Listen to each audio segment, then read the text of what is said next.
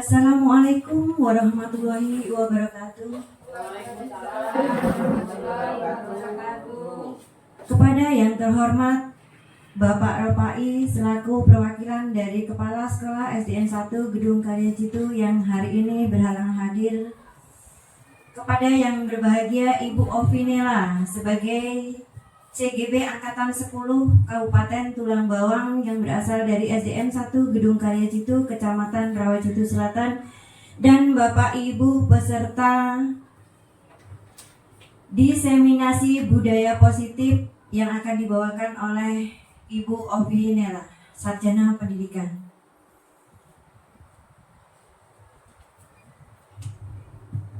Susunan acara: 1. Pembukaan, 2. Sambutan kepala sekolah atau yang mewakili, 3. Acara diseminasi, 4. Diskusi, 5. Refleksi, dan 6. Penutup. Bapak Ibu yang saya hormati, marilah kita buka acara ini dengan bacaan basmalah. Bismillahirrahmanirrahim. Terima kasih. Selanjutnya sambutan kepala sekolah yang akan diwakili oleh beliau yang terhormat Bapak Ropai Sarjana Pendidikan. Kepadanya disilahkan.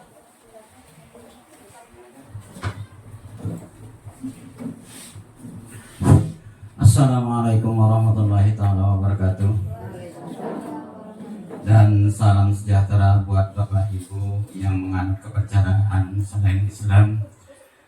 Tapi pun alhamdulillah pada pagi hari ini kita dapat berkumpul di ruangan ini dalam keadaan sehat walafiat.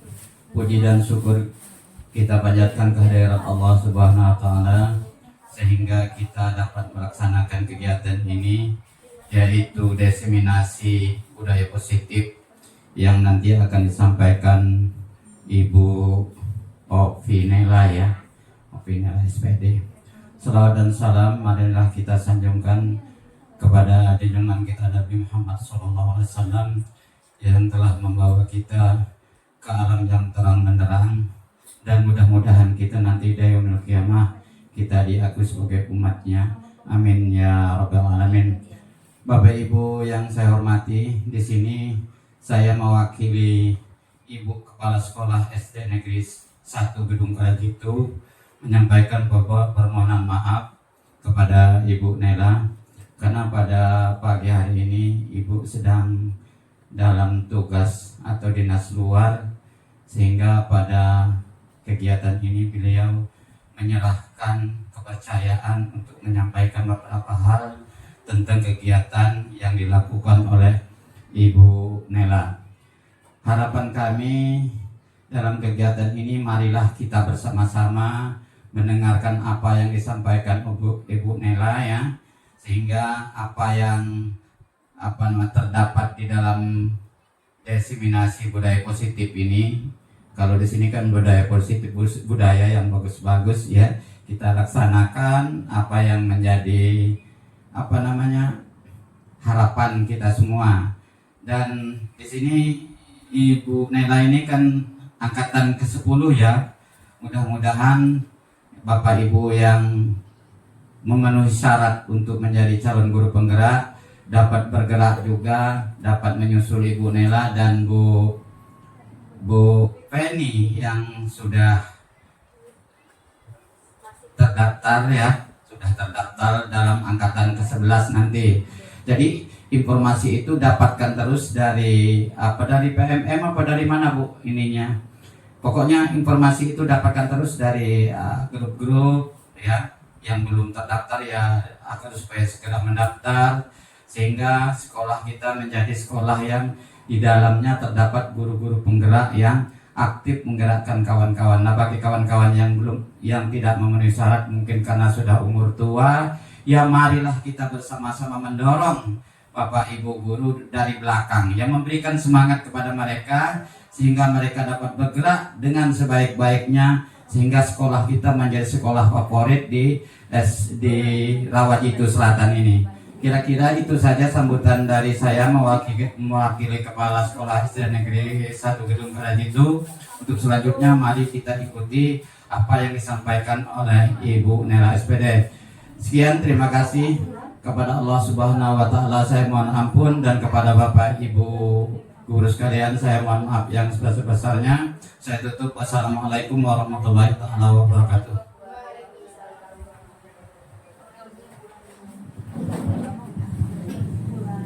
Diucapkan terima kasih. Acara yang ketiga yaitu acara diseminasi budaya positif yang akan dijabarkan oleh beliau Ibu Ovinela, Sarjana Pendidikan. Kepada beliau disilahkan.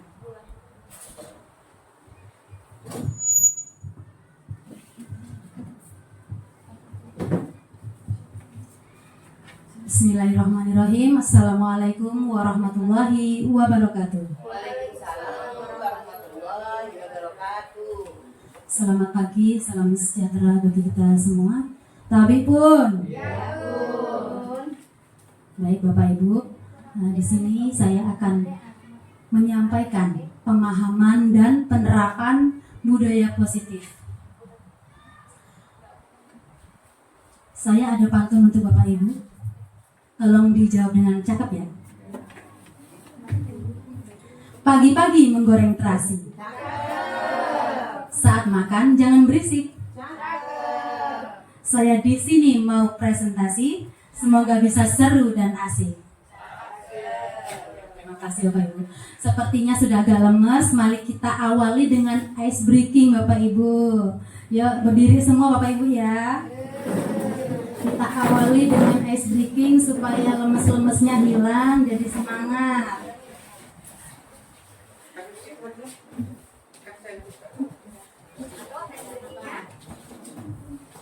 Nah, berhubung hari ini adalah temanya adalah budaya positif dan ice breaking kita adalah tepuk 5S Bapak Ibu. Ya. Tepuk 5S. Bila bertemu teman tersenyumlah. Senyum dulu Bapak Ibu, senyum ya. Nah, gitu ya. Bila bertemu teman tersenyumlah. Lalu ucapkan salam kepadanya. Assalamualaikum.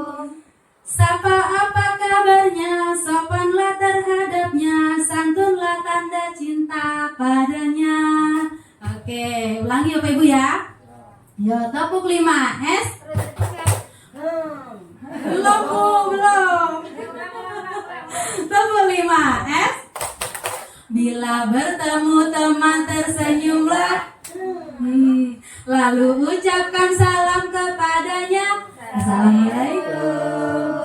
Sapa apa kabarnya, tapanlah terhadapnya, santunlah tanda cinta padanya. Oke, terima kasih Bapak Ibu. Silakan duduk.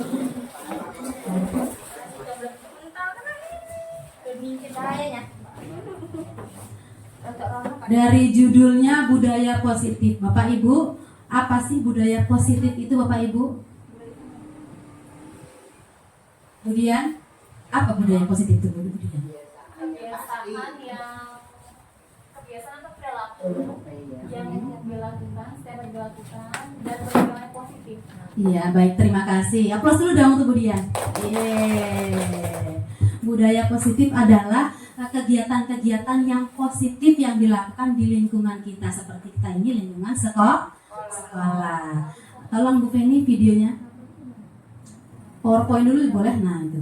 Nah, ini contoh budaya positif di sekolah kita. Alhamdulillah sekolah kita sudah melaksanakan Bapak Ibu ya. Iya. Di sini ketika kita piket menyambut anak, itu sudah menerapkan budaya 5S belum Bapak Ibu? Ya. Sudah ya? Senyum dulu kan, kita ketemu anak, senyum. Terus anak-anak salam. Terus kita sapa, ya Bapak Ibu ya. Terus apa lagi? Cium tangan. Itu sudah menerapkan budaya 5S. Ketika kita datang pagi ke sekolah sebelum anak-anak datang waktu piket, itu juga sudah termasuk budaya positif. Lanjut videonya. Yang di kelas.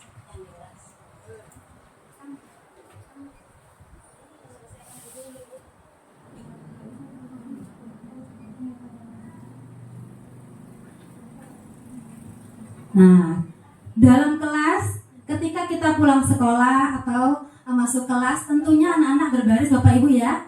di depan kelas, salim. Ketika berangkat kita menyambut dengan senyuman, pulang pun kita hantarkan dengan senyuman. Jadi ketika anak-anak pulang sekolah, nggak cemberut Bapak Ibu sampai rumah. Jadi dia bahagia. Kita tanyakan, bahagia nggak hari ini? Bahagia Bapak Ibu. Nah, kita alhamdulillah. Anak-anak senang. Kemudian nggak ada beban di sininya. Walaupun nanti di WA pasti ada kan, tolong dikerjakan PR-nya anak-anak pasti gitu. Tapi pulangnya dengan senyuman. Sudah, oke.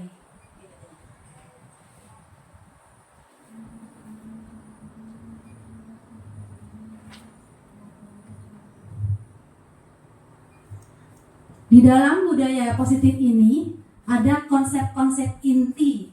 Yang pertama yaitu perubahan paradigma belajar.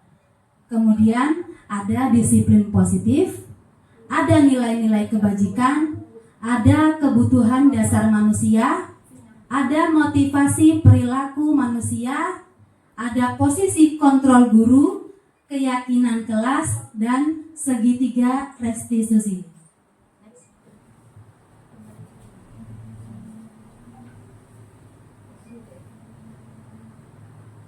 Yang pertama yaitu pembelajaran dengan paradigma baru, yaitu merupakan pembelajaran yang dirancang berdasarkan prinsip pembelajaran berdiferensiasi, sehingga peserta didik belajar sesuai kebutuhannya berdasarkan tahap perkembangan sesuai teori psikologi modern untuk mewujudkan pelajar Pancasila.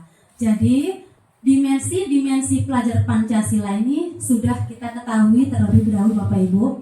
Yang pertama apa sih dimensi profil pelajar Pancasila Bapak Ibu? Beriman dan bertakwa kepada Tuhan Yang Maha Esa dan berakhlak mulia. Alhamdulillah di SD 1 sudah kita terapkan ya Pak Jaya ya, dengan melaksanakan sholat berjamaah, sholat zuhur berjamaah, kemudian apa Pak Jai? Sholat duha. Coba. Sholat berjamaah, sholat duha, dan SUPAI ya, terutama hafalan Al-Quran surat pendek. Alhamdulillah, dan di tahun ini juga kita kemarin memulai Khataman ya Pak ya, khataman Al-Quran. Di situ kita sudah menanamkan nilai-nilai beriman kepada Tuhan Yang Maha Esa. Nanti kita harapkan anak-anak kita ini berakhlak mulia. Yang kedua yaitu berkebinekaan global Bapak Ibu. Berkebinekaan global artinya anak-anak saling menghormati, saling menyayangi antar teman yang berbeda suku, berbeda agama. Di sekolah kita alhamdulillah Bapak Ibu banyak suku Bapak Ibu ya. Ada suku Padang, ada suku Bugis, Jawa, Sunda, Lampung, Palembang. Itu sangat beragam, dan anak-anak kita harus mengajarkan kepada anak-anak bagaimana supaya dia bisa saling menghormati, saling menyayangi, tidak mengejek-ejek atau mengolok-olok yang berbeda suku dan berbeda agama. Kemudian yang selanjutnya bergotong royong. Kita tahu bahwa gotong royong itu biasanya identik dengan gotong royong membersihkan lingkungan sekolah Bapak Ibu ya. Nah kalau di sini bergotong royong juga itu termasuk kolaborasi, kerjasama antar murid, guru juga dengan murid berkolaborasi di dalam pembelajaran Bapak Ibu. Jadi ketika kita menyusun pembelajaran, kita boleh menanyakan kepada anak-anak. Misalnya besok pelajaran seni rupa. Anak-anak, ayo kita besok mau bikin apa? Kita berkolaborasi dengan anak-anak, menanyakan media apa yang mau kita bawa besok, bahan ajar apa yang kita bawa besok. Kita bicarakan dulu, diskusikan dulu dengan murid-murid kita. Itu kita berkolaborasi dengan peserta didik. Selanjutnya yaitu kreatif. Di dalam pembelajaran kita usahakan kita kreatif dan anak didik juga kreatif. Mereka misalnya tadi pelajaran seni rupa, saya mau bikin ini Bu, mau bikin burung, saya mau bikin gajah, silakan. Jadi anak-anak dipancing gitu ya, supaya mereka mengeluarkan ide-idenya, begitu ya Bu ya. Jadi supaya anak-anak memunculkan idenya, jadi mereka bisa berpikir kreatif. Selanjutnya yaitu bernalar kritis. Apa sih bernalar kritis Bapak Ibu? Apa ya? Bernalar kritis artinya ya, terima kasih Ibu. Bernalar kritis anak-anak itu dalam menerima informasi, mereka bisa membaca dan memahaminya dengan baik Bapak Ibu. Jadi ketika mereka mendapatkan soal atau mendapatkan perintah dari Bapak Ibu, mereka memahaminya. Itu namanya bernalar kritis. Yang terakhir yaitu mandiri. Jadi dimensi yang terakhir yaitu mandiri. Kita harapkan anak-anak kita ini semua menjadi anak yang mandiri. Mandiri itu merdeka secara lahir dan batin. Pengen gak Bapak Ibu anak-anak kita seperti itu? Pengen semua Bapak Ibu ya. Itu tujuan kita. Jadi setelah kita mengetahui dimensi-dimensi pelajar Pancasila, nah kita akan mudah menerapkannya di dalam budaya positif ini. Next, Fanny.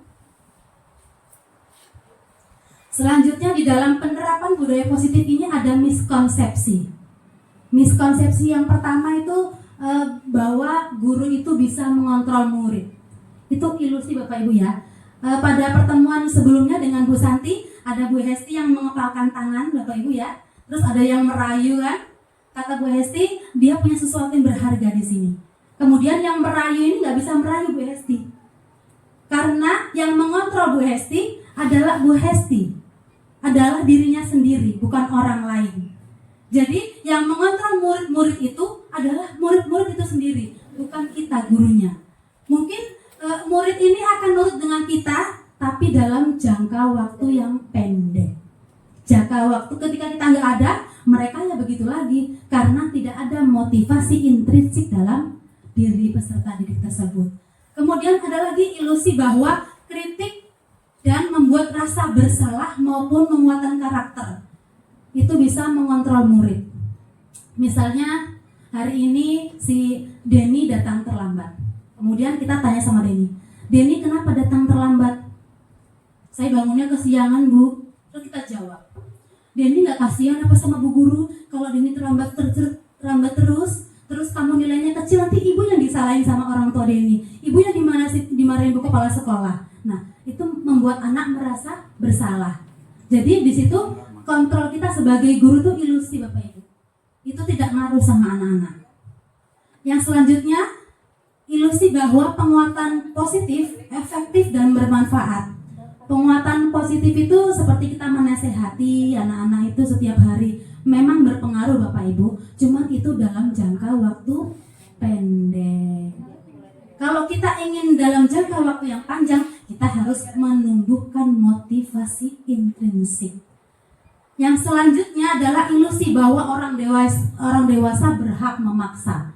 Kita lebih tua dari anak-anak. Kita paksa, anak duduk, nurut dia, duduk. Kita pergi sebentar ke kantor, udah main lagi. Begitu kan Bapak Ibu ya? Iya, karena anak-anak belum tumbuh motivasinya dalam diri mereka. Selanjutnya,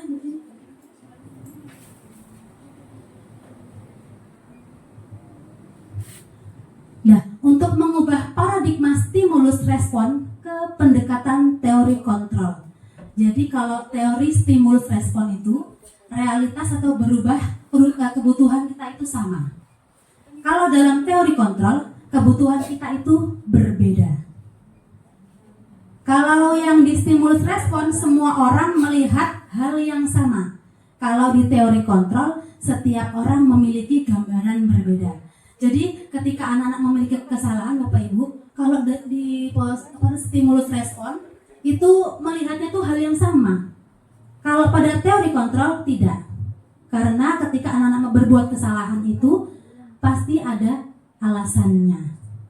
Jadi bagaimana kita untuk berkomunikasi terlebih dahulu dengan peserta didik. Kemudian kita mencoba mengubah orang agar berpandangan sama dengan kita. Teori kontrol, kita berusaha memahami pandangan orang lain tentang dunia. Yang selanjutnya, perilaku buruk dilihat sebagai suatu kesalahan. Yang teori kontrol, semua perilaku memiliki tujuan. Nah, kalau stimulus respon ini, misalnya anak datang terlambat. Terus kita lagi piket, kita datang. Kenapa kamu datang terlambat? Karena kamu datang terlambat, silakan dari lapangan. Nah, itu kan berarti anak ini salah terlambat. Terus kita hukum. Itu namanya dilihat sebagai suatu kesalahan. Seharusnya kalau di teori kontrol, kita tanya dulu anaknya, kenapa anak kamu terlambat? Kemudian masalahnya apa? Tanyakan. Validasi tindakan yang salah. Kamu tahu tindakan kamu ini salah? Tahu, Bu. Nah, setelah itu baru yang terakhir kita menanyakan keyakinan. Kalau kamu terlambat, kamu tahu nggak keyakinan kelas kamu? Tahu, Bu. Apa itu? Saling menghormati, disiplin. Nah, kalau kita terlambat, kamu namanya tidak menghargai orang lain. Bapak Ibu guru sudah menjelaskan panjang lebar, kamu baru datang. Akhirnya Bapak Ibu guru mengulang lagi. Teman kamu yang tadinya sudah mau mengerjakan soal dan bagi tugas, akhirnya ngulang lagi menjelaskan karena kamu terlambat. Kemudian setelah itu, sekarang coba kamu pikirkan bagaimana cara kamu supaya kamu tidak terlambat. Nah, kita kasih anak-anak solusi, tapi kita pancing dulu gimana coba cara kamu untuk menyelesaikan masalah kamu ini. Ya Bu, saya akan bangun pagi, Pak Cemet. Anaknya jawab gitu. Saya bangun pagi, terus apa lagi? Saya akan masang alarm, Bu. Nah, bagus. Terus di rumah kamu ada siapa? Ada ayah dan ibu. Baik, berarti nanti ibu akan telepon ibu kamu supaya kalau berangkat sekolah, ibu kamu juga bangunin kamu supaya kamu tidak terlambat. Gitu Bapak Ibu ya. Selanjutnya, orang lain bisa mengontrol saya, itu di stimulus respon. Kalau di teori kontrol, hanya Anda yang bisa mengontrol diri Anda. Jadi, kita yang mengontrol itu diri kita, Bapak Ibu. Bukan orang lain. Kemudian yang terakhir, saya bisa mengontrol orang lain. Kalau di teori kontrol, Anda tidak bisa mengontrol orang lain. Kita pengennya berangkat pagi semua datang, bisa nggak Bapak Ibu? Nggak bisa kan ya? Karena keperluan kita berbeda-beda, kemudian jam kita juga pun berbeda-beda, dan motivasi dalam diri kita juga berbeda-beda. Jadi kalau kita ingin semua datang pagi semua, kemudian anak-anak juga disiplin semua, masuk kelas rapi, bagus, itu dimulai dari siapa Bapak Ibu? Dari guru yang memberi contoh dan diri kita dulu. Jadi sebelum kita menginginkan anak kita itu disiplin, yuk kita dulu yang disiplin. Begitu. Next.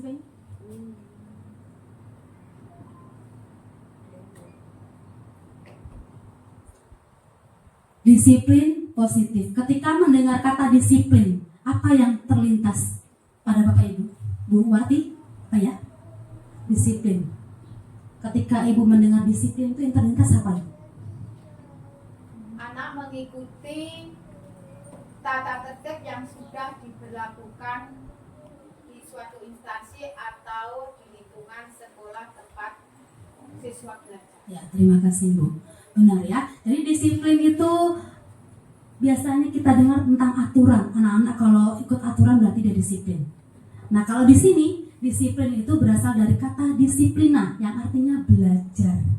Jadi si disiplin itu mengacu pada diri sendiri yang memiliki tanggung jawab terhadap apa yang dilakukannya berdasarkan nilai-nilai yang diyakini. Jadi ketika saya datang pagi, ketika saya masuk kelas tepat waktu, itu karena tanggung jawab saya. Jadi bukan karena takut dimarahi atasan, bukan kepingin dipuji teman, bukan. Itu karena motivasi yang berasal dari diri sendiri. Kemudian disiplin positif merupakan salah satu cara penerapan disiplin yang bertujuan untuk menumbuhkan kesadaran serta memberdayakan peserta didik tanpa imbalan atau penghargaan, ancaman atau hukuman. Jadi ketika disiplin positif sudah ada pada diri anak-anak, kita tidak perlu memberikan reward. Reward mungkin boleh, misalnya anak-anak sudah berhasil mengerjakan tugas dengan baik. Ya, terima kasih ya nak, hari ini kamu pintar, bisa mengajarkan dengan baik, begitu. Tidak perlu kita memberi hadiah, Bapak Ibu ya. Jadi kalau memberikan imbalan hadiah itu akan merusak merusak anak juga. Jadi ada timbul rasa iri temannya, Bapak Ibu ya. Jadi ada kecemburuan sosial di antara anak-anak. Kemudian juga ketika anak-anak belum bisa disiplin, terus mereka disiplinnya takut karena ancaman atau hukuman dari Bapak Ibu, itu artinya belum tumbuh motivasi dari dalam diri anak-anak. Jadi sebagai pendidik, tujuan kita adalah menciptakan peserta didik yang memiliki disiplin diri, sehingga mereka berperilaku mengacu kepada nilai-nilai kebajikan universal dan memiliki motivasi intrinsik dalam perubahan perilaku ke arah yang lebih baik. Next.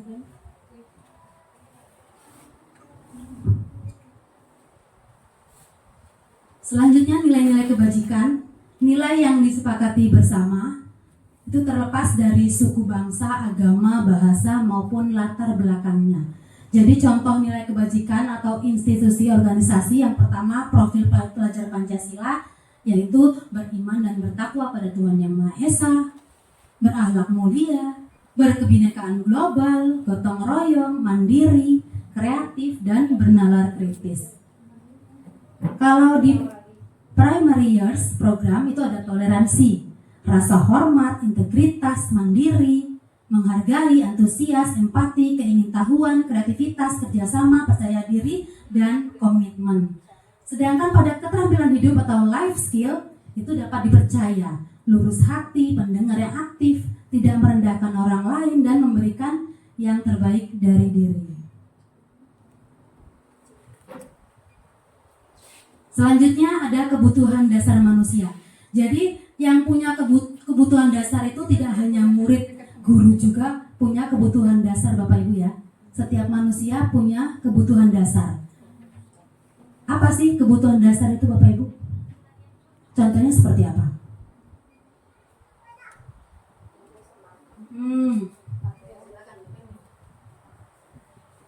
Kebutuhan dasar itu kebutuhan pokok kalau menurut saya, Bu. Jadi makan, pakaian, sandang, pangan, pendidikan sekarang sudah menjadi kebutuhan ya, Bu ya, kebutuhan dasar.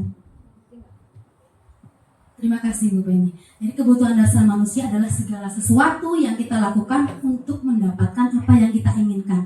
Seluruh tindakan yang kita lakukan memiliki tujuan tertentu, dan semua usaha terbaik yang kita lakukan adalah dalam rangka agar kebutuhan dasar kita terpenuhi dengan baik.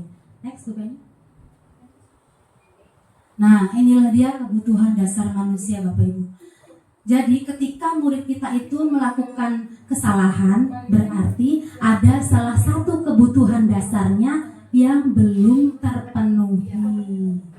Misalnya si Doni, dia senang lari-lari di kelas, kemudian senang jahilin temennya. Itu masuk kemana Bapak Ibu? Kebebasan. Iya, terima kasih Bu Wati, pintar, bagus. Kebebasan, mandiri, memiliki pilihan mencoba hal baru, mampu mengendalikan arah dirinya. Jadi kalau anak-anak yang di dalam kelas nggak bisa diem, berarti kebutuhan dasar kebebasannya belum terpenuhi. Jadi caranya bagaimana Bapak Ibu? Kita menghadapi anak seperti itu. Ketika kita sudah tahu disiplin positif ini, kita panggil anaknya, kemudian kita berdiskusi, kita tanyakan, kenapa kamu seperti itu di kelas? Sudah tahu belum keyakinan kelasnya apa? Kamu suka yang kelas yang seperti apa? Saya pengennya begini Bu. Ya, tapi kalau kamu berbuat seperti itu, mengganggu temanmu tidak? Mengganggu Bu, pasti dia jawab gitu. Jadi usaha apa yang kamu lakukan supaya kamu bisa berubah? Ya Bu, saya besok tidak akan lari-lari lagi di kelas. Saya akan ikuti pelajaran Ibu dengan baik. Oke, karena kalau kamu main itu ada waktunya, yaitu waktu istirahat. Jadi kamu tidak mengganggu temannya, dan kamu di situ menghormati Bapak dan Ibu guru yang sedang mengajar. Kemudian bisa juga kebutuhan dasar kesenangannya yang belum terpenuhi Bapak Ibu. Biasanya kurang bermain, kurang humor, kurang antusiasme tertawa. Mungkin di rumahnya dia sering dimarahi bapak ibunya, artinya dia tertekan, kurang kasih sayang. Itu kebutuhan dasarnya. Jadi sebagai guru kita harus tahu kebutuhan dasar apa sih anak ini yang kurang. Jadi kita ketika membimbing anak tersebut, kita sudah tahu arahnya kemana. Itu Bapak Ibu ya. Kemudian kasih sayang dan rasa diterima. Biasanya anak-anak yang seperti ini, anak-anak yang broken home Bapak Ibu ya. Kemudian yang sudah tidak punya ayah atau tidak punya ibu, biasanya atau ikut neneknya, jadi kurang perhatian, jadi selalu bikin masalah di sekolah Bapak Ibu ya. Kalau sudah begini, kita harus berkomunikasi dengan wali murid. Dia ikut siapa, kita panggil, kita duduk bersama, ngobrol bersama. Jadi anak ini bagaimana ibu? Di sekolah begini, sama temannya begini. Yuk kita sama-sama didik anak kita supaya lebih baik lagi. Kemudian penguasaan. Di sini kebutuhan dasar manusia ada butuh harga diri, pengakuan atas kemampuan, prestasi diakui, didengar. Benar nggak Bapak Ibu kebutuhan kita itu? Kita butuh loh diakui. Butuh nggak Bapak Ibu? Butuh ya? Butuh supaya diakui. Kalau kita berprestasi, butuh nggak Bapak Ibu diakui? Butuh. Kemudian selanjutnya kebebasan tadi sudah, kesenangan sudah. Nah, ketika kita sudah memahami 5 kebutuhan dasar manusia, insya Allah kita akan lebih mudah berinteraksi dengan peserta didik. Next, bukan?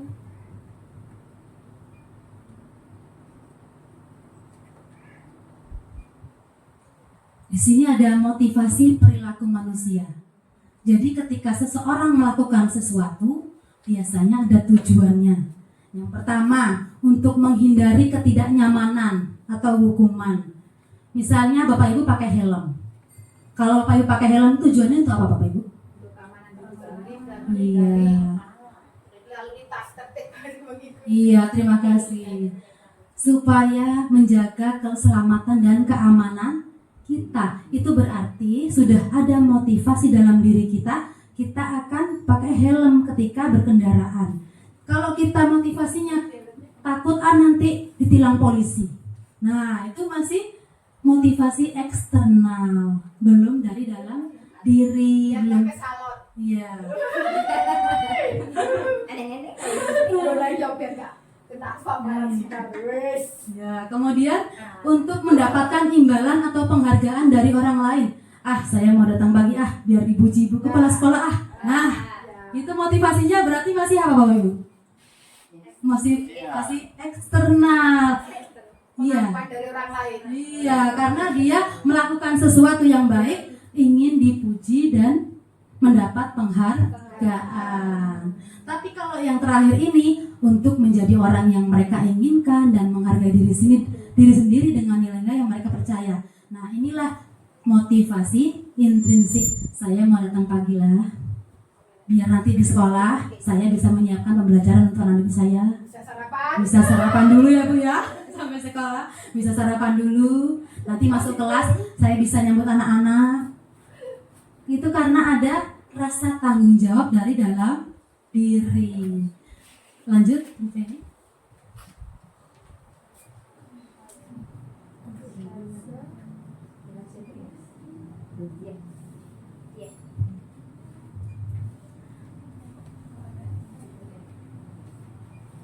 Yang pertama yaitu hukuman. Nah, tadi kalau hukuman ini tidak terencana atau tiba-tiba, murid tidak tahu apa yang akan terjadi atau tidak dilibatkan, bersifat satu arah berupa hukuman psikis, fisik atau psikis. Misalnya ada anak yang upacara nggak pakai topi, nggak pakai dasi, itu kira-kira melanggar aturan apa tidak Bapak Ibu? Melanggar. Kemudian kita sebagai guru dari belakang, kamu sini, ke depan. Kamu nggak pakai topi sama dasi ya? Lari dari lapangan. Nah, itu namanya hukuman Bapak Ibu. Jadi di satu arah. Jadi anak-anak itu tidak tahu konsekuensinya ketika mereka tidak memakai atribut lengkap. Kalau misalnya dia berbentuk konsekuensi, itu terencana. Jadi di dalam kelas sudah kita bentuk kesepakatan kelas. Anak-anak kalau mau upacara atributnya lengkap ya. Nah, nanti kalau anak-anak tidak beratribut lengkap akan ada konsekuensi yang diterima. Misalnya membersihkan WC atau memungut sampah. Jadi sudah ada kesepakatan antara guru dan murid. Kalau hukuman tadi tidak spontan. Jadi gurunya berbicara, murid memerintah, itu namanya hukuman Bapak Ibu. Baik, kita lanjut Bapak Ibu ya. Yang selanjutnya yaitu konsekuensi terencana atau disepakati antara guru dengan siswa. Murid tetap dibuat tidak nyaman. Sikap guru selalu memonitor murid. Nah, ketika murid sudah bisa melakukan hal baik, kita beri apresiasi. Baik, terima kasih kamu hari ini sudah dapat mengerjakan tugas dengan baik. Terima kasih anak-anak hari ini sudah bisa bekerja sama dengan baik dengan sesama teman. Selanjutnya langkah restitusi, yaitu proses menciptakan kondisi bagi murid untuk memperbaiki kesalahan dan proses kolaboratif yang mengajarkan murid untuk mencari solusi sendiri.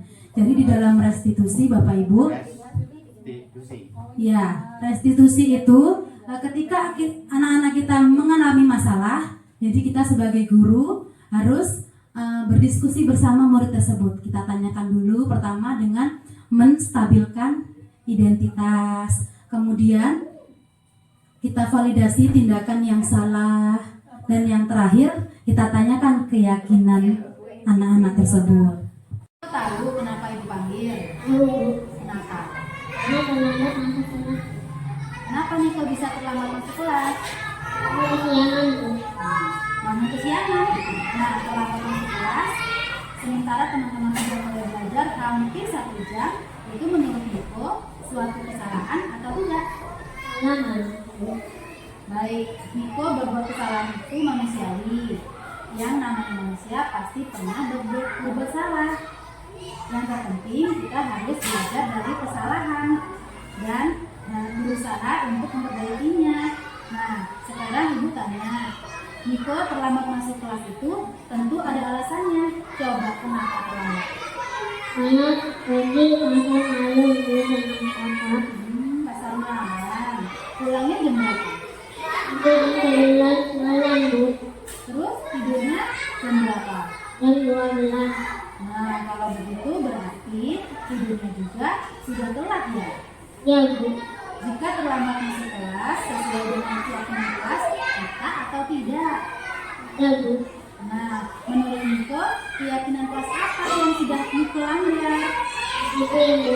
Nah, menurut Niko, disiplin itu penting atau tidak untuk Niko? Penting, Bu. Karena membuat saya masuk kelas dan bisa menghargai waktu. Nah, betul.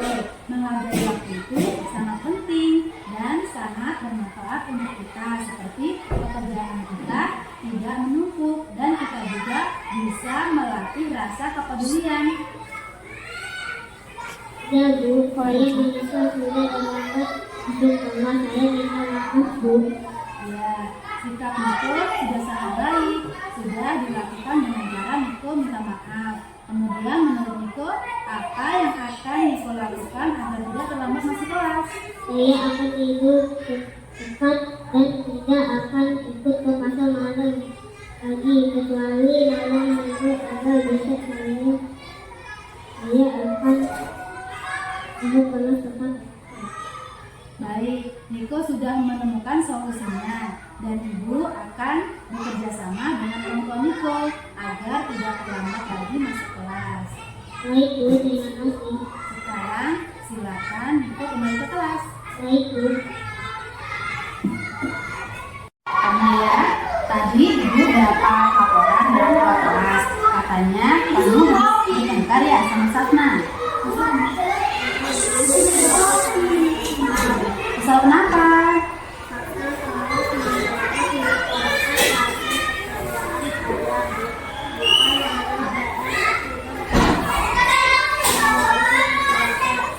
Oh begitu. Wajarlah kamu marah dan kesal. Jika ibu berada di posisi kamu, ibu pasti juga melakukan hal yang sama. Lalu, apa yang kamu lakukan terhadap Fatma?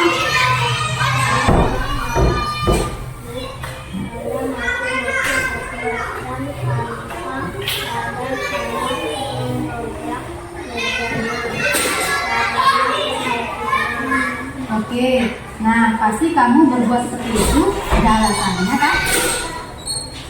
Masa kalian diam saja. Saya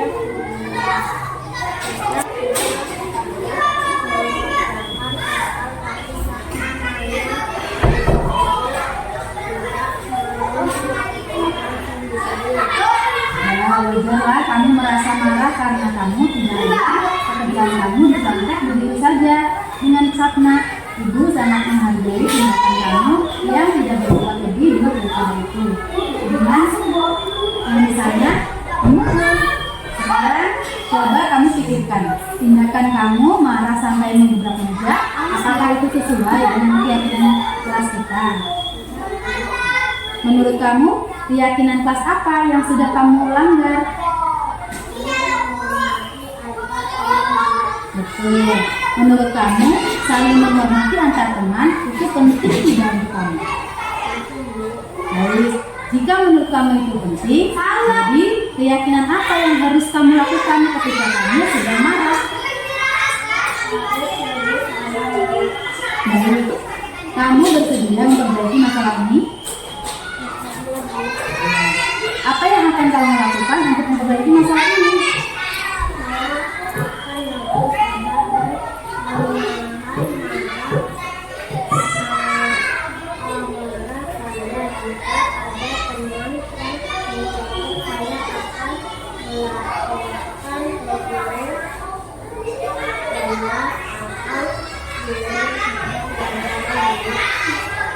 Ya, tepat sekali tindakan kamu.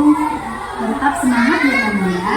Nanti ibu akan panggil Fatma untuk memberikan nasihat dan teguran agar tidak mengulangi lagi perbuatannya. Sekarang silakan kembali ke kelas.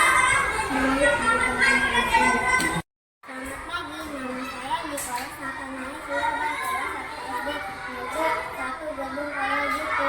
Terima kasih Bu, saya senang sekali menjadi ada diskusi dengan Ibu untuk melakukan revisi atas kesalahan yang saya lakukan. Saya akan tidur lebih cepat supaya tidak terlambat masuk kelas. Terima kasih.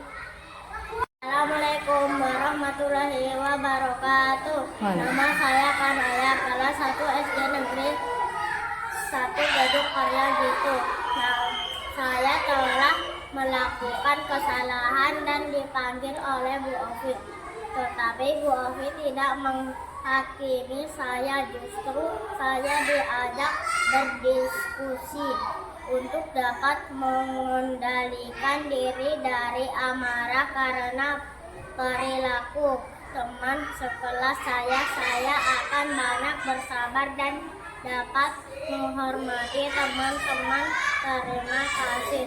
Wassalamualaikum warahmatullahi wabarakatuh.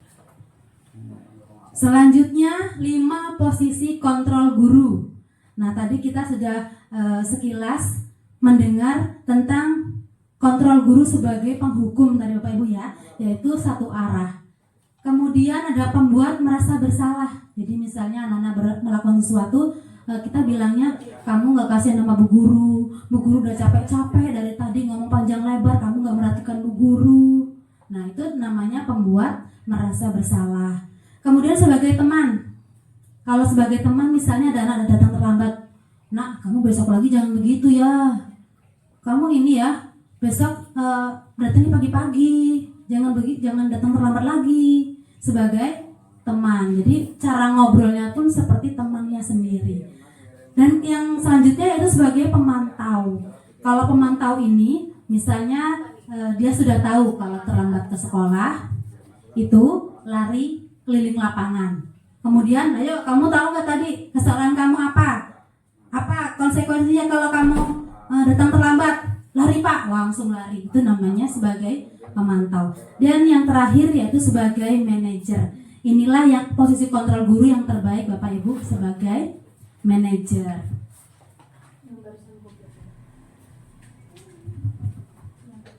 Ada contoh kasus siswa. Yang pertama, siswa tidak memakai atribut lengkap saat upacara bendera.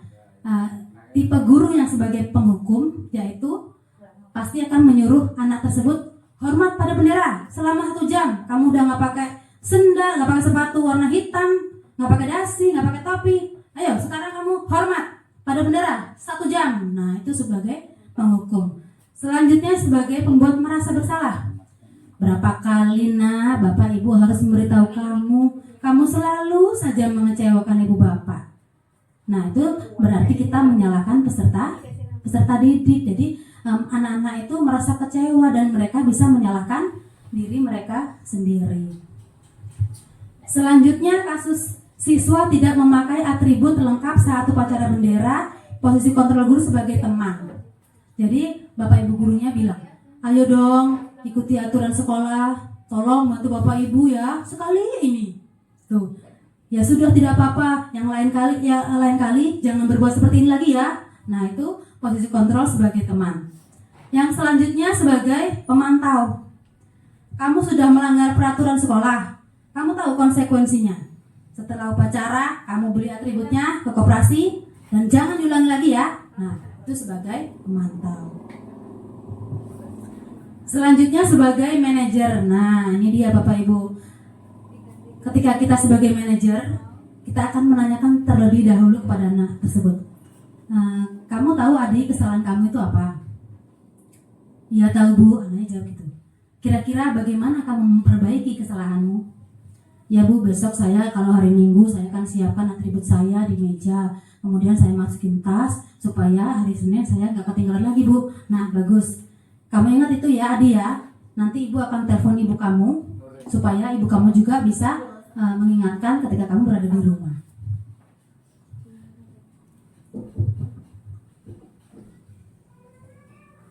Kemudian posisi kontrol seperti apakah saya? Nah yang ini ada pembuat merasa bersalah. Saya kecewa sekali dengan kamu. Seperti tadi yang sudah disampaikan. Kemudian penghukum, kamu tidak pernah benar melakukannya. Nah, salah terus. Nah, itu namanya penghukum Bapak Ibu. Nah, yang paling baik adalah sebagai manajer. Jadi, apa rencana kamu untuk menyelesaikan masalah ini? Nah, seperti itu Bapak Ibu ya. Sebagai teman tadi sudah, pemantau sudah. Nah, sekarang tentang keyakinan kelas. Bapak Ibu sudah bikin keyakinan kelas? Belum? Aduh, ada yang belum. Bu Penny sudah bikin keyakinan kelas? Nah, boleh diceritakan Bu Penny pengalamannya membuat keyakinan kelas.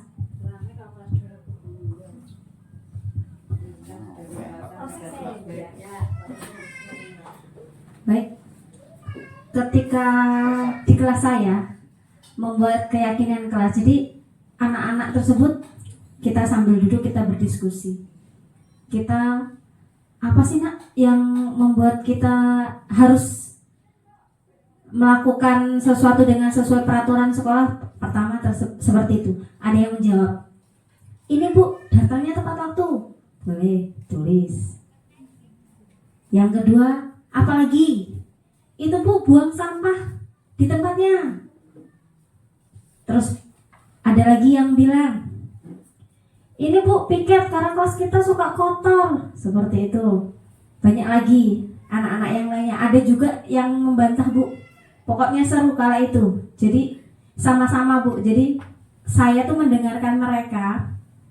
Saya ambil yang hampir ada yang sama. Jadi mereka berpendapatnya sama. Ya mungkin bahasanya berbeda sesuai dengan bahasa mereka. Tapi nanti kita simpulkan bersama-sama setelah diskusi tersebut. Ditulis si A pendapatnya ini, si B pendapatnya ini. Kemudian nanti kita simpulkan bahwa sama-sama kita membuat keyakinan kelas yang akan kita jalankan bersama-sama juga di kelas tersebut.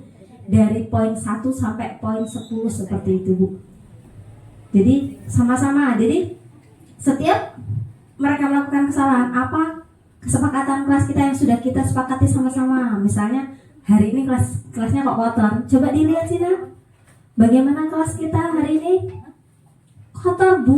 Nah, kita sudah bikin kesepakatan kelas belum? Sudah Bu. Apa kesepakatan kelas kita tentang kebersihan? Ini Bu, piket dan menjaga kebersihan, buang sampah di tempatnya. Sudah menjalankan belum? Belum Bu hari ini. Berarti kita sama-sama. Jadi mereka sama-sama piket untuk membersihkan kelas seperti itu Bu. Sekian. Baik, terima kasih, luar biasa sekali Bu Feni ya pengalamannya dalam membuat keyakinan kelas. Bu Tati, pengalamannya boleh diceritakan?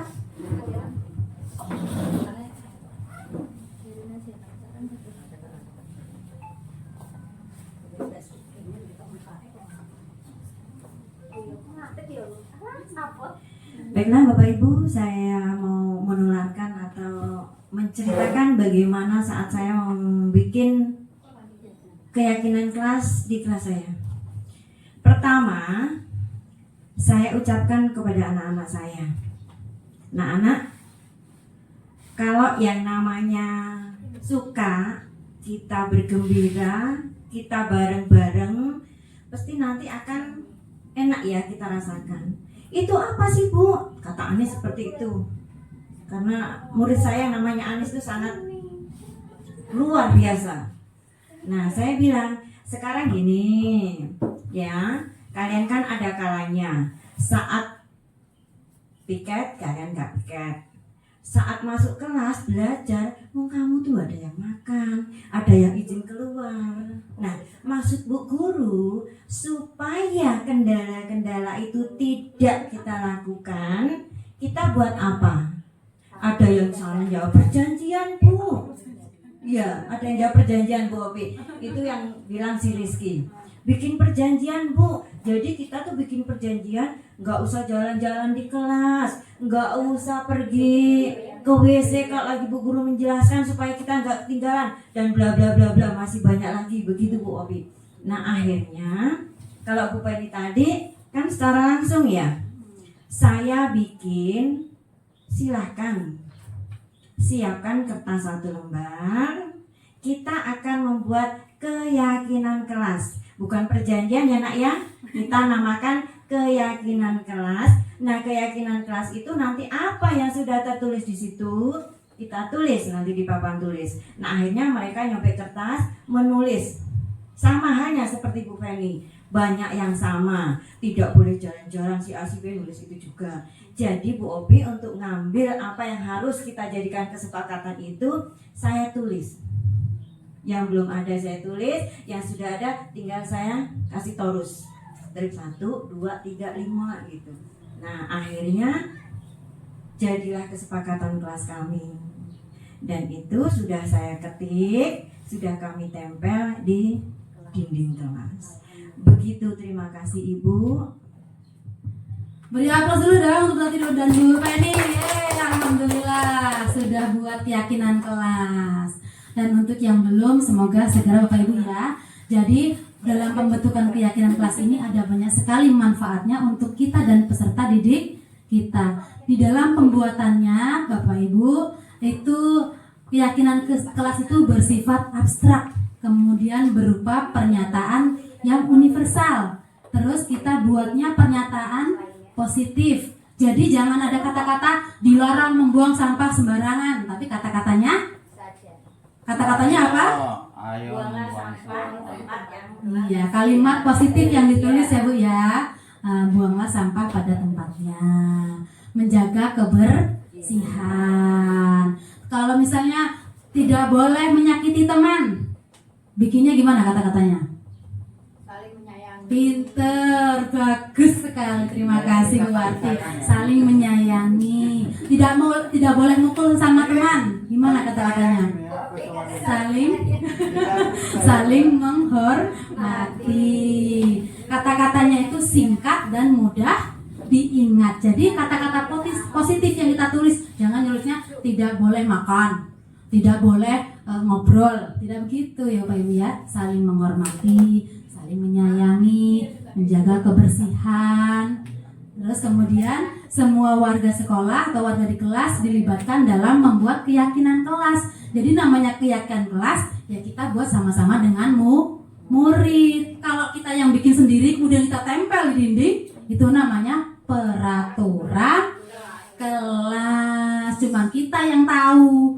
Jadi tidak ada kesepakatan antara guru dan murid. Itulah yang membedakannya dengan keyakinan kelas dengan peraturan kelas. Ya, begitu Bapak Ibu. Selanjutnya, nah di sini ada video saya ketika membuat keyakinan kelas, tapi karena terkendala listrik yang padam, jadi saya ceritakan Bapak Ibu, ketika pembuatan kelas di kelas 1, kalau Bu tadi kelas 5, anak-anak sudah pandai menulis Bapak Ibu ya, sudah bisa menulis sendiri, enak. Bagi saya tulis di kertas keinginan kelas apa yang kalian impikan. Ya, saya juga begitu. Ayo anak-anak pengennya kelas kita itu seperti apa sih? Jadi saya tanya satu-satu, misalnya dari sini Queen mau seperti apa kelasnya? Pengennya kelasnya bersih Bu. Ya saya tulis kelas yang bersih. Kemudian nomor 2, misalnya namanya Kanaya. Saya pengennya di kelas itu nyaman Bu, nggak ada yang berantem. Berarti saling menghormati. Nah saya tulis satu persatu. Kemudian yang sama tadi seperti Bu Tati dijadikan satu. Nah kemudian setelah selesai semua kita tulis, boleh kita print. Kemudian anak-anak ada stempel jempol kalau kelas 1 Bapak Ibu. Tandanya mereka menyepakati. Kalau kelas tinggi pakai tanda tangan Bapak Ibu ya. Jadi di bawahnya ada tanda tangan anak-anak. Tandanya mereka sudah sepakat.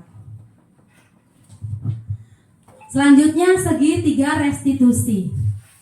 Segitiga restitusi itu adalah suatu proses dialog yang dijalankan oleh guru agar dapat menghasilkan murid yang mandiri dan bertanggung jawab. Seperti yang sudah kita sampaikan tadi di awal, yaitu tahap segitiga restitusi. Yang pertama, ketika anak-anak mendapatkan masalah, itu kita menstabilkan identitasnya Bapak Ibu. Jadi kita panggil anaknya, misalnya namanya Rido. Tadi Ibu dengar dari Ibu Reva, Rido tadi di kelas tidak mengerjakan tugas ya? Nanti Rido jawab, iya Bu. Nah itu namanya menstabilkan identitas. Kemudian validasi tindakan yang salah. Rido tahu kesalahan Rido? Iya tahu Bu. Saya tadi nggak ngerjain tugasnya Bu Reva Bu sampai selesai. Nah kenapa Rido seperti itu? Nah kita tanyakan dulu Bapak Ibu, kenapa Rido nggak mau nulis? Habisnya itu Bu Revanya cepet-cepet, terus teman-temannya gangguin. Nah biasanya gitu, mereka punya jawaban sendiri, punya alasan kan. Jadi kita tahu kenapa si Rido ini nggak bisa nulis. Orang itu Bu, aku kan nulisnya lama, itunya teman-teman udah selesai, udah dihapus sama Bu Reva, jadi aku belum selesai. Nah kita tahu dirinya kan kesalahannya Rido tadi apa. Nah setelah kita tahu permasalahannya, kemudian menanyakan keyakinan. Rido, tadi kamu tidak menyelesaikan tugas. Keyakinan kelas apa yang kamu langgar? Itu Bu, disiplin. Nah, tahu kan? Kalau kamu diberi tugas oleh ibu guru, kamu harus kerjakan. Kenapa sih ibu guru itu nyuruh terus kamu itu ngerjain tugas, ngerjain ini, itu kenapa? Karena supaya Rido punya rasa tanggung jawab. Nanti kalau sudah besar, Rido itu mau jadi kepala keluarga. Jadi kalau masih kecil, Rido nggak punya rasa tanggung jawab, bagaimana nanti kamu sudah besar? Punya keluarga, harus menafkahi keluarga, mendidik keluarga, begitu ya. Jangan diulangi lagi ya. Iya Bu, nah sekarang bagaimana caranya supaya Rido ini tidak mengulangi kesalahan ini lagi? Ya Bu, besok saya akan memperhatikan Bu Reva. Saya besok nulisnya mau cepat Bu. Saya besok nggak mau main sama kawan saya Bu. Nah begitu, jadi anak-anak yang menjawab sendiri Bapak Ibu. Jadi bukan kita yang besok kamu harus begini ya, harus begini, tidak begitu. Jadi kita tanyakan, ayo gimana, besok kamu mau gimana, supaya nggak diulang lagi. Kita tanyakan kepada anak didik kita.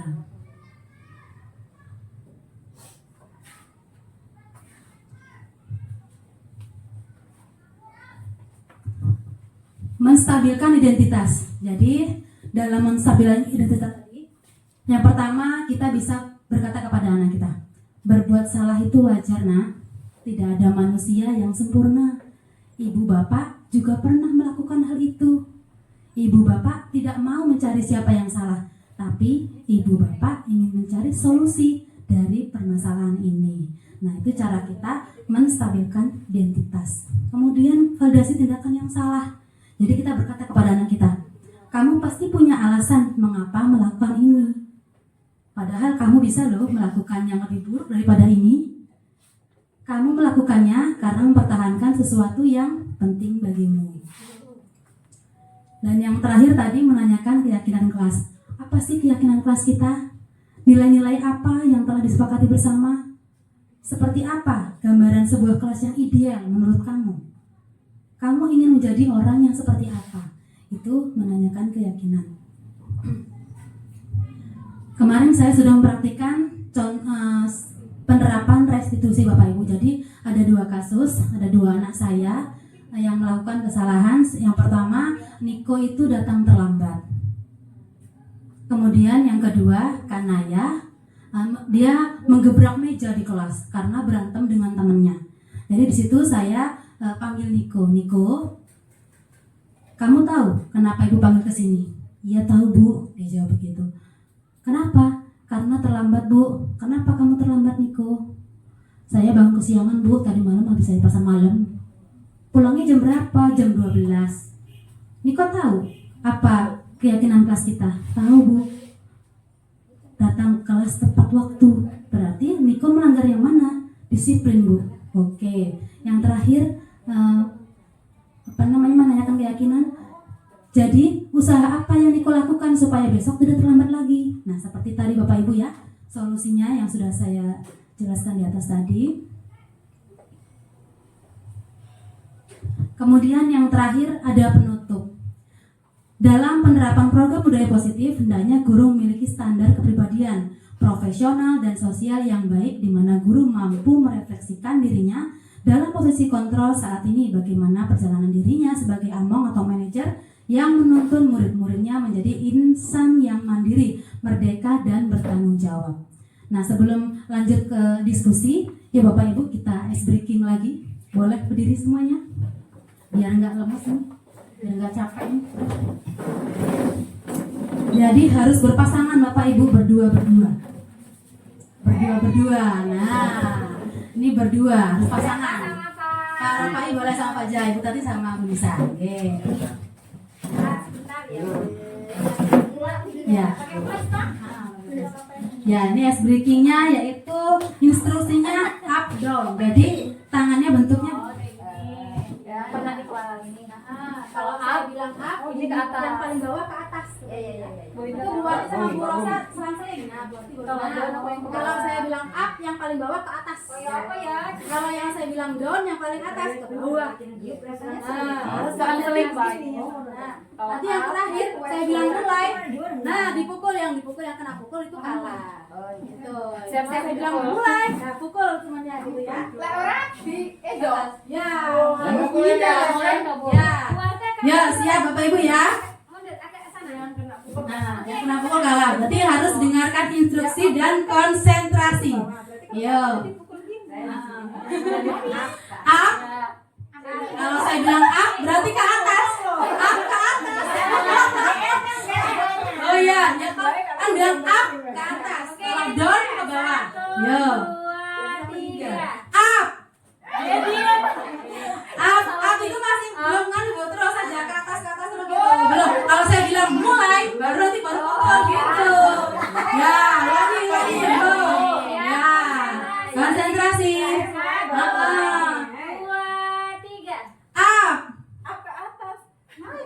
Up. Yang paling bawah ke atas. Yang paling bawah, yang paling coba. Up.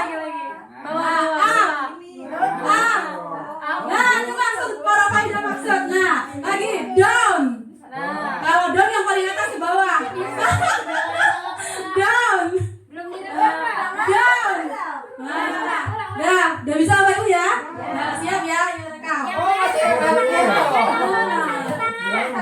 Ya, jangan pindah yang di tengah, diam aja yang di tengah yang pindah itu yang atas sama bawah. Yang tengah diam aja. Ya, yuk siap. 1, 2, 3. Up. Up. Up.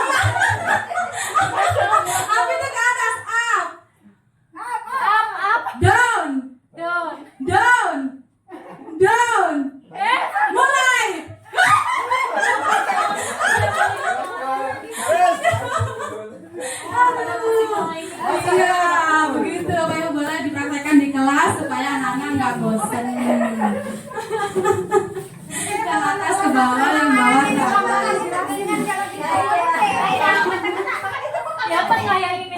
Iya. Dia tak pukul. Nah, iya, itu melatih konsentrasi supaya anak juga tidak ngantuk. Ya mana ya malang oleh anak ditutup itu sebesar. Ya makanya ya. Namanya ditutup.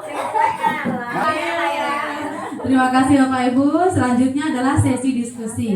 Yuk, mari Bapak Ibu, ada yang ingin berbagi praktik baik di kelas juga boleh. Bu Warti, ada pengalaman apa di kelas? Monggo. Menangani anak yang bermasalah ada nggak Bapak Ibu?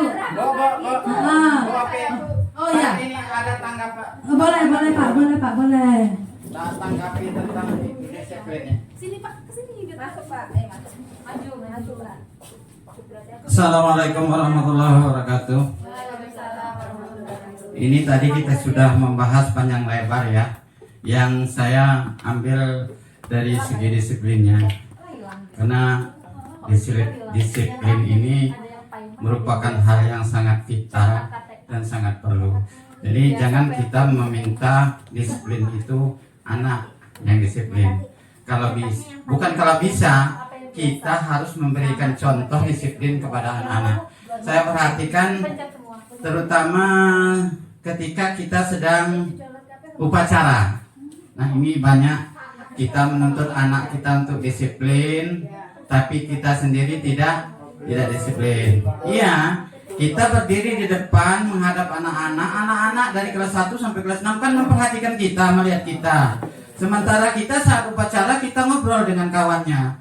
Nah, tolong mulai besok hari Senin kalau kita upacara ya kasihlah contoh dengan anak-anak itu agar supaya disiplin itu kita yang memberi contoh. Jadi kalau kemarin ada di sebelah saya duduk ngajak ngobrol nggak saya ladeni, mohon maaf ini karena memang saya berusaha untuk memberikan contoh disiplin kepada anak-anak. Jadi kalau waktu upacara kita lu dilihat sama anak-anak dari kelas 1 sampai kelas 6 kecuali Bapak Ibu yang tugasnya membimbing anak-anak seperti memperhatikan di belakang menunggu anaknya.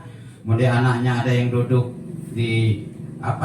diberi peringatan agar supaya berbaris rapi. Tapi kalau kita yang berdiri di depan sini yang di bagian guru ini, ya tolonglah selagi kita masih dalam upacara jangan ngobrol gitu. Ini contoh, kita memberikan contoh kepada anak-anak bahwa itulah disiplin. Jadi kalau lagi bicara kita berdiri tegak, ya berdiri tegak, jangan ngobrol kiri kanan itu. Ini mohon maaf ini mewakili kepala sekolah juga agar supaya kita di SD 1 ini dari segi apapun bisa disiplin, terutama ya upacara, kemudian kedatangan kita juga. Saya sendiri kalau kedatangan kadang sering terlambat.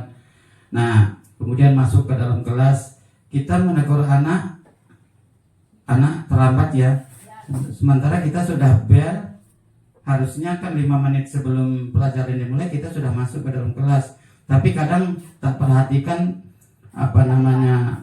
jam sudah lewat kita masih ngobrol di kantor.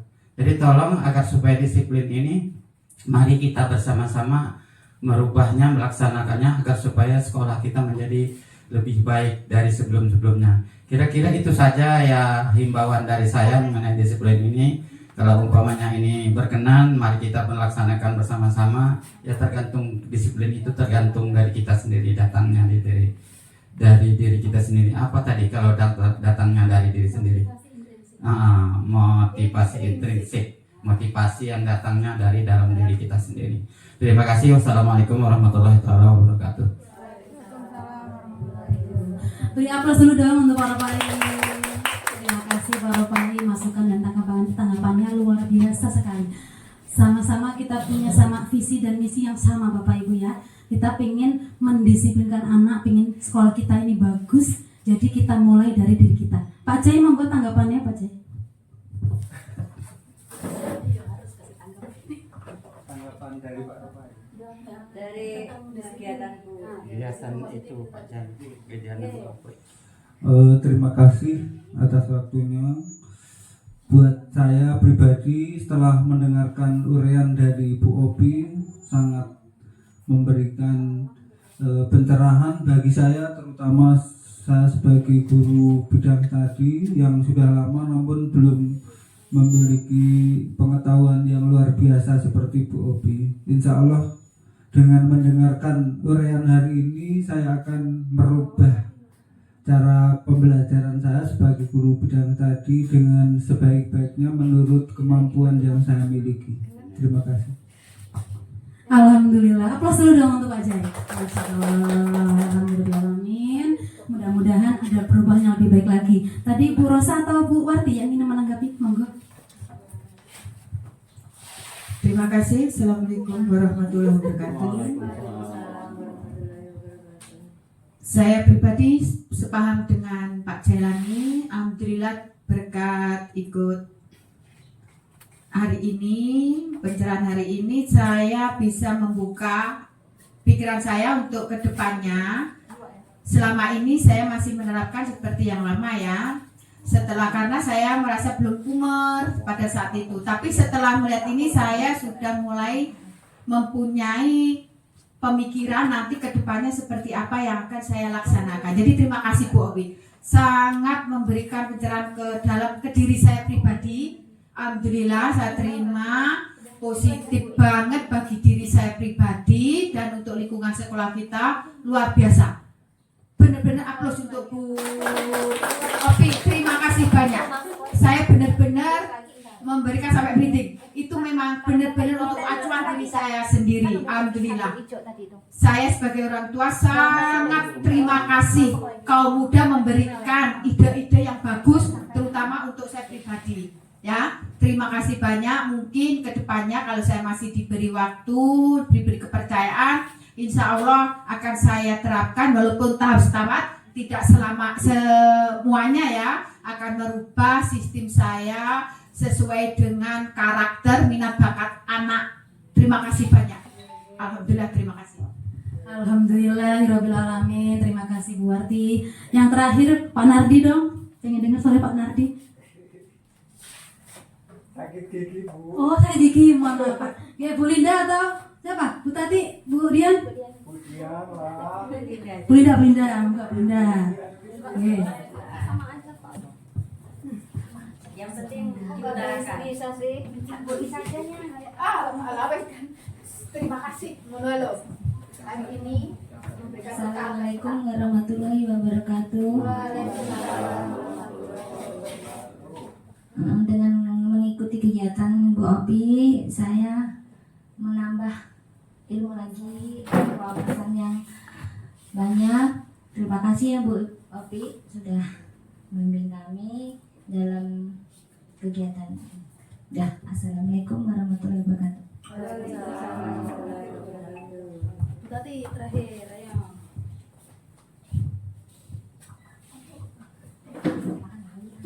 Baik, assalamualaikum warahmatullahi wabarakatuh. Sebenarnya dari Pak Ropai, dari Bu Warti, Pak Jailani, dan Bu Linda mungkin sudah mewakili semua yang ada di ruangan ini, Bu Opi. Jadi mungkin di antara kami kan belum pernah ikut JGP dan mungkin pembelajaran-pembelajaran itu kami dapat dari Ibu Opi atau dari guru-guru JGP yang sebelumnya. Jadi insya Allah pembelajaran yang akan kami lakukan untuk kelanjutannya di periode 2024-2025 kami akan berusaha keras untuk mengikuti apa yang sudah kami dapat di hari ini. Terus satu lagi tadi saya menambahkan tadi yang dibilang Pak Ropai masalah disiplin ya Bapak Ibu. Kalau tadi Pak Ropai cuma mengutarakan masalah kenapa kok kita ngobrol. Tadi juga sudah kalau upacara harus memakai seragam atribut yang lengkap. Saya himbau kepada ibu-ibu semuanya, kita kan sudah punya jilbab yang sama. Jadi seragam kita tolong juga diperbaiki. Hanya itu. Nah, sekali lagi Bu Opi, terima kasih untuk pembelajaran hari ini. Ilmu-ilmu yang sudah Ibu Opi berikan, insya Allah akan kami terapkan di periode tahun pelajaran baru nanti. Demikian, terima kasih. Assalamualaikum warahmatullahi wabarakatuh. Waalaikumsalam warahmatullahi wabarakatuh. Assalamualaikum warahmatullahi wabarakatuh. Hari Senin upacara tapi Iya. Bukan tiap hari.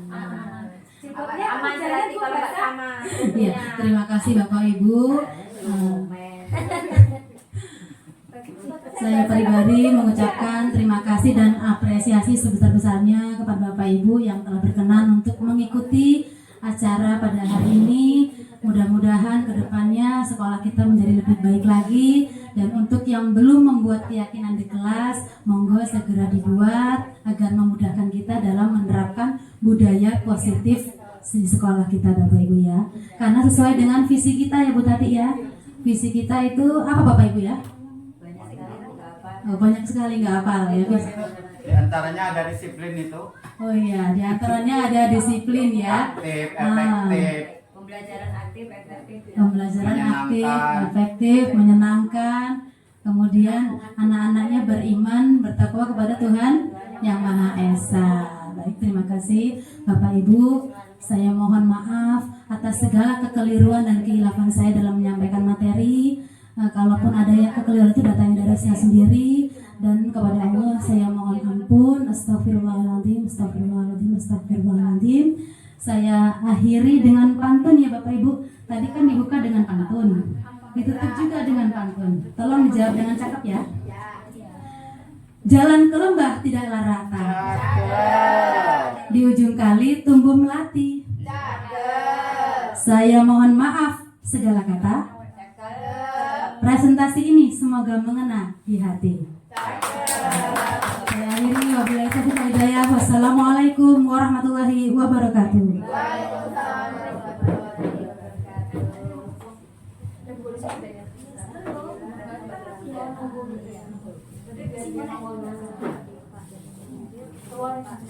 Kalau suruh momen saya pintar. Bapak Ibu yang saya hormati, demikianlah uraian yang sangat panjang berada di presentasinya Bu Epi CGP Angkatan 10 dari SD kita, yaitu SDN 1 Gedung Karya Jitu. Bapak Ibu, acara selanjutnya yaitu penutup. Namun sebelum saya tutup, karena kita tadi dapat ilmu, dengarkan. Ada hewan berjalan mundur, namanya hewan undur-undur. Mari belajar tanpa pantang mundur, jangan terkendala dengan umur. Ya Bapak Ibu ya. Boleh saya ulang?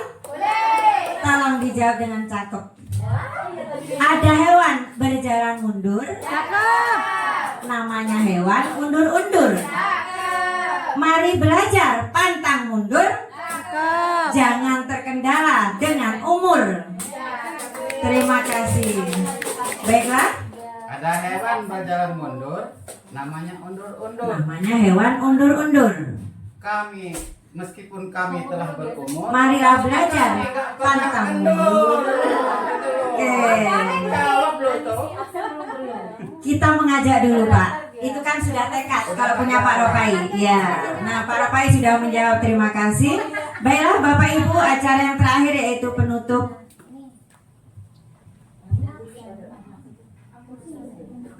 Baiklah, marilah kita tutup acara ini dengan bacaan hamdalah. Alhamdulillah.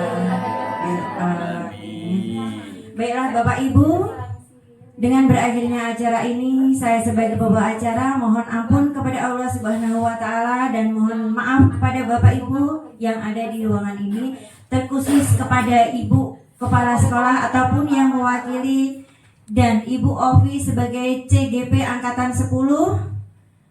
Saya mohon minta maaf apabila ada kesalahan yang saya sengaja ataupun yang tidak saya sengaja. Akhir kata, wassalamualaikum warahmatullahi wabarakatuh. Waalaikumsalam.